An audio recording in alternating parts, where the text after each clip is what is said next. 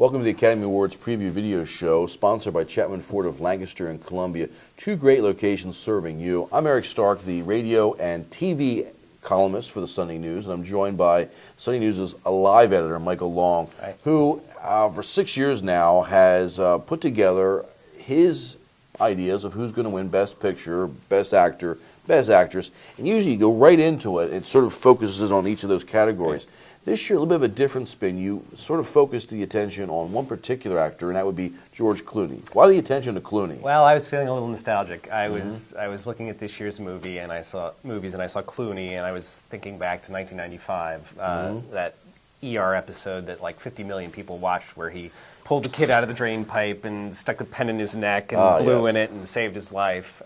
Classic TV moment. But you know, it just got me to thinking what a great job Clooney has done since he came out of television. As a director, he's directed The Ides of March, which is also nominated this year. He did Good Night and Good Luck as a director, also an Oscar film, and Confessions of a Dangerous Mind. You know, three very stylistic films that also have substance, which is a lot like Clooney. He's style and he's substance. As an actor, he can be funny, but he can also be really serious, and he always looks good on film. You know, I get the comparisons to Cary Grant with him, but you know, Robert Redford jumps out as you're saying this, because Redford does stylistic movies as a director, and also is a fantastic actor and pretty good looking in his day. And still good looking as a man. Clooney is one of those great movie making guys. I mean, in the future, he will be the type that they consider for a Lifetime Achievement Award. Okay, he's up for Best Actor this year.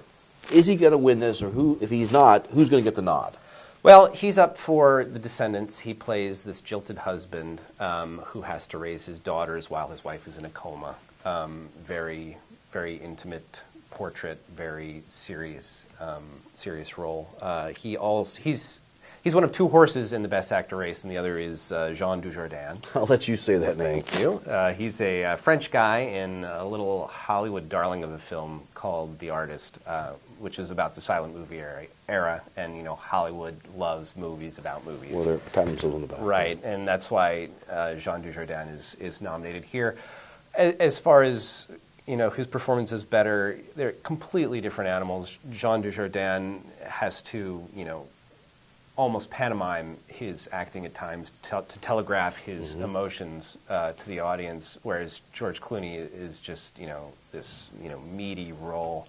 I can't see the Academy giving it to Dujardin just because it's just not the kind of role that deserves a Best Actor Oscar. Clooney got Best Actor for the Golden Globes. Maybe that'll lead to this one as well. Yeah, hopefully. Let's talk about his movie, The Descendants. Yeah. Saw it, somber. One of the things I really liked about Clooney was there's times where he doesn't talk. Reminds me of The Artist. It's not a silent movie that Clooney's in, but the moments that are really real for me was when he, as a viewer, I wanted him to speak to the father-in-law in particular, and one time to the wife. Yeah. Explain to me more about why that was so gut-wrenching for me. Explain to the viewers. Well, oftentimes, you know, it's what you don't say that speaks the loudest. But I'm reminded of that key scene where he's in the hospital and he's faced with saying goodbye to his wife, and you know, saying all the things that matter. You know, you're my joy, you are my pain. You know, it gives this really touching monologue.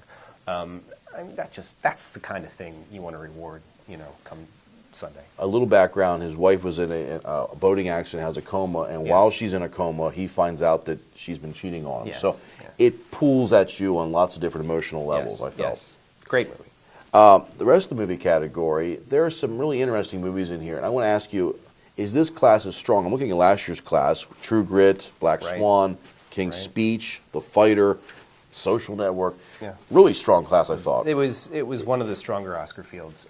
Is this year? No, it's a different kind of Oscar field. It's got a very diverse group of films. You've got your dramas, your straight-ahead American dramas, like The Descendants, like the baseball movie Moneyball with Brad Pitt. Great film. Never thought it would be a great film based on the book. How do you adapt something like that? But it was wonderful. Then you have your Hollywood darlings. You've got the Artist, of course, and Hugo, which also refers back to the silent film industry. Okay, 11 nominations for that one. Yeah, great film, directed by Martin Scorsese, who's up for Best Director.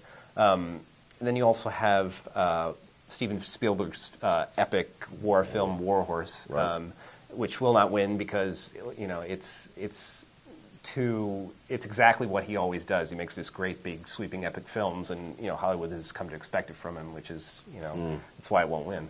And then there's this Midnight in Paris, which Woody Allen, which is this. It was a gift nomination. He really. It was a good film. It was one of his better films, say, in the last 10 years, but it didn't necessarily deserve a nomination. And there was also Tree of Life, which was a very unique film that required a lot of patience to get through.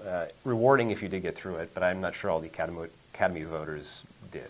You're giving it to Descendants? I would like to see Descendants get it. There's another film that has a chance at it that we haven't mentioned yet, and that's The Help. Okay. Yeah, let's talk about The Help right now. I thought the acting in that was fantastic. Does it have a shot to win Best Picture? It does. Of all the films, The Help, which is about the relationship between these young homemakers and their maids back in 1960s Mississippi, this film is an ensemble piece. It's really the only true ensemble piece of the nominees, and what an ensemble. You've got Viola Davis, who's up for Best Actress. You've got Octavia Spencer, who will win the Best Supporting Actress, and you also have Jessica Chastain, who also nominated for Best Supporting Actress. Just strong across the board. Audiences loved it. It brought in twice as many receipts as any other film this year. I would not be sad to see The Help get it, although I'm still holding out for The Descendants. I like period pieces too. It's a neat look back. Emma Stone was great in it as well. She was. She's a darling. So is somebody from that movie going to win Best Actress, or do you have a sleeper? Well, Viola Davis, I would like to see Viola Davis win. My heart would like to see Viola Davis win. My head says it's probably going to be Meryl Streep.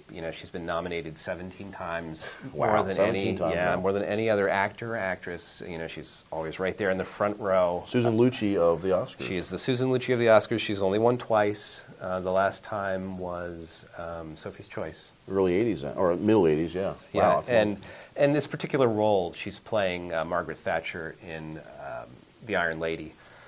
It's one of those roles you really have to dive into, and the Academy loves that. They gave Helen Mirren the Oscar for The Queen. They gave Forrest Whitaker the Oscar for The Last King of Scotland when he played Idi Amin. It's the kind of thing they like to award, and she may be getting a statue on Sunday. Interesting. Is there any movie this year that's under the radar, a sleeper this year that maybe wasn't nominated, you say should have been? A couple years ago you gave me WALL-E. Do you have any picks like WALL-E this year? Well, it's not like WALL-E at all. But I do have a film that should have made the list in some capacity, if only for maybe Best Director. There's a movie called Melancholia by a Danish writer-director, Lars von Trier. It is a very dour film, very dark. It's about this planet that crashes into Earth, and it's about the end of feel-good piece. Right. It's about like the last several hours before the end of days. If you can stomach it, it is one of the most exceptional films I've ever seen. Wow.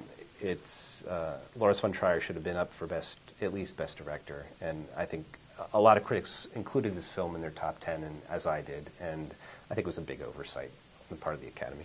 Interesting. Well, our thanks to you, Michael, for coming out, and our thanks also to Chapman Ford of Lancaster and Columbia, where they say if our emblem is not on the back of your car or truck, you probably paid too much.